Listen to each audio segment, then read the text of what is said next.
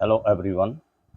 आज हम भारत का संविधान, संघ भारत नियंत्रक, महालेखा परीक्षक और उच्चतम न्यायालय के अधिकारी और लोक सेवक तथा व्यय, इसे फिर से सुन लें। अनुच्छेद 146 उच्चतम न्यायालय के अधिकारी और सेवक तथा व्यय, इसका अध्ययन करने के लिए प्रस्तुत हैं। अनुच्छेद 146 में 3 खंड हैं। प्रथम खंड नियुक्ति संबंधी है, उच्चतम न्यायालय के अधिकारियों की नियुक्ति। खंड 2 और 3 में इनके व्यय संबंधी बातें आई हैं और अनुच्छेद 147 में निर्वचन है। फिर हम अध्याय 5 में प्रवेश करेंगे और भारत का नियंत्रक महालेखा परीक्षक के संबंध में भी एक अनुच्छेद का अध्ययन करेंगे। तो हम प्रारंभ करें इससे पहले एक आग्रह है, यदि आप चैनल में नए हैं तो चैनल को सब्सक्राइब करें, वीडियो को लाइक और शेयर करें, कमेंट बॉक्स में कमेंट अवश्य करें। तो हम देखते हैं अनुच्छेद 146 उच्चतम न्यायालय के अधिकारी और सेवक तथा व्यय। खंड 1 उच्चतम न्यायालय के अधिकारियों और सेवकों की नियुक्तियां भारत का मुख्य न्यायमूर्ति करेगा या उस न्यायालय का ऐसा न्यायाधीश या अधिकारी करेगा जिसे वह निर्दिष्ट करे, यानी निर्देश दे, परंतु राष्ट्रपति नियम द्वारा यह अपेक्षा कर सकेगा कि ऐसी किन्हीं दशाओं में जो नियम में विनिर्दिष्ट की जाए, किसी ऐसे व्यक्ति को जो पहले से ही न्यायालय से संलग्न नहीं है, न्यायालय से संबंधित किसी पद पर संघ लोक सेवा आयोग के से परामर्श करके ही नियुक्त किया जाएगा, अन्यथा नहीं।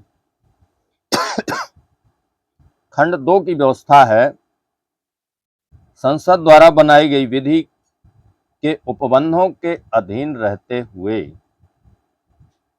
उच्चतम न्यायालय के अधिकारियों और सेवकों की सेवा की शर्तें ऐसी होंगी जो भारत के मुख्य न्यायमूर्ति या उस न्यायालय के ऐसे अन्य न्यायाधीश या अधिकारी द्वारा जिसे भारत के मुख्य न्यायमूर्ति ने इस प्रयोजन के लिए नियम बनाने के लिए प्राधिकृत किया है, बनाए गए नियमों द्वारा विहित की जाए।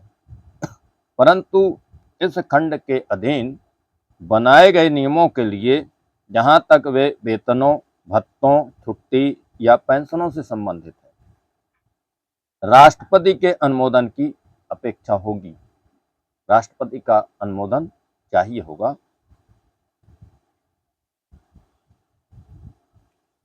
खंड 3 की व्यवस्था उच्चतम न्यायालय के प्रशासनिक व्यय, क्योंकि कोई भी कार्यालय हो बिना व्यय के, बिना खर्चे के नहीं चलता है, तो जिनके अंतर्गत न्यायालय के अधिकारियों और सेवकों को या उनके संबंध में संदेय सभी वेतन, भत्ते और पेंशन है, भारत की संचित निधि पर भारित होंगे और उस न्यायालय द्वारा ली गई फीसें और अन्य धनराशियां उस निधि का भाग होंगी। अब हम अनुच्छेद 147 में निर्वचन देखते हैं। इस अध्याय में और भाग 6 के अध्याय 5 में इस संबंध के संविधान के निर्वचन के बारे में विधि के किसी सारवान प्रश्न के प्रति निर्देशों का यह अर्थ लगाया जाएगा कि उनके अंतर्गत भारत शासन अधिनियम 1935 के जिसके अंतर्गत अधिनियम की संशोधक या अनुपूरक कोई अधिनियमित है अथवा किसी परिषद आदेश या उसके अधीन बनाए गए किसी आदेश के अथवा भारतीय स्वतंत्रता अधिनियम 1947 के या उसके अधीन बनाए गए किसी आदेश के निर्वचन के बारे में विधि के किसी सारवान प्रश्न के प्रति निर्देश है। अब हम अध्याय 5 भी लेते हैं, जैसा कि हमने चर्चा शुरू में की थी। तो इसमें भारत का नियंत्रक महालेखा परीक्षक, अनुच्छेद 148 व्यवस्था करता है भारत का नियंत्रक महालेखा परीक्षक। इसके 6 खंड हैं। तो आइए देखते हैं इसमें क्या व्यवस्थाएं हैं। भारत का एक नियंत्रक महालेखा परीक्षक होगा जिसको राष्ट्रपति अपने हस्ताक्षर और मुद्रा सहित परिपत्र द्वारा नियुक्त करेगा और उसे उसके पद से केवल उसी रीति से और उन्हीं आधारों पर हटाया जाएगा जिस रीति से और जिन आधारों पर उच्चतम न्यायालय के न्यायाधीश को हटाया जाता है। खंड 2, प्रत्येक व्यक्ति जो भारत का नियंत्रक महालेखा परीक्षक नियुक्त किया जाता है अपना पद ग्रहण करने से पहले राष्ट्रपति या उसके द्वारा इस निमित्त नियुक्त व्यक्ति के समक्ष तीसरी अनुसूची में इस प्रयोजन में दिए गए प्रारूप के अनुसार शपथ लेगा या प्रतिज्ञान करेगा और उस पर अपने हस्ताक्षर करेगा।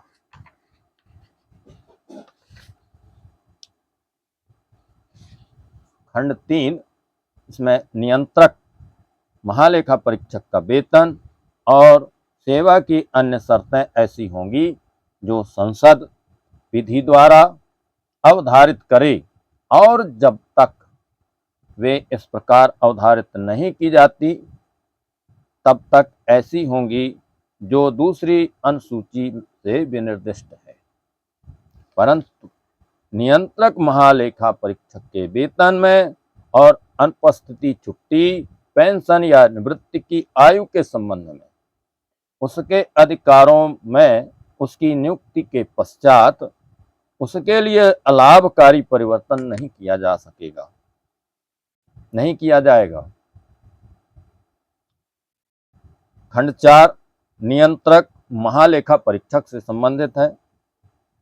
इसमें अपने पद पर न रह जाने के पश्चात, यानी नियंत्रक महालेखा परीक्षक अपने पद पर न रह जाए तब भारत सरकार के या किसी राज्य की सरकार के अधीन किसी और पद का पात्र नहीं होगा। खंड 5, इस संविधान के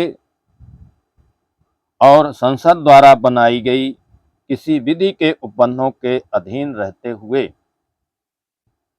भारतीय लेखा परीक्षा और लेखा विभाग में सेवा करने वाले व्यक्ति की शर्तें और नियंत्रक महालेखा परीक्षक की प्रशासनिक शक्तियां ऐसी होंगी जो नियंत्रक महालेखा परीक्षक से परामर्श करने के पश्चात राष्ट्रपति द्वारा बनाए गए नियमों द्वारा विहित की जाएं।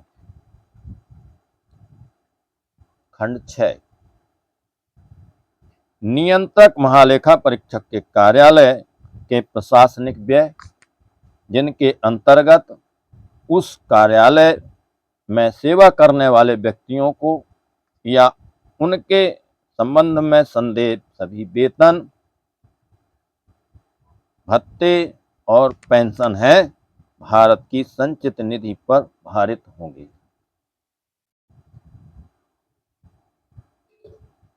तो आज का वाचन यहीं पर रोका जाने लायक है और अंत में पुनः अनुरोध है कि वीडियो कैसा लगा इस संबंध में आप कमेंट बॉक्स में कमेंट अवश्य करें, चैनल को सब्सक्राइब करें, लाइक करें वीडियो को और दूसरों तक पहुंचाएं ताकि उन्हें भी इस संबंध में जानकारी हो सके। इसी आग्रह के साथ अगले वीडियो तक के लिए हम विदा लेते हैं। धन्यवाद।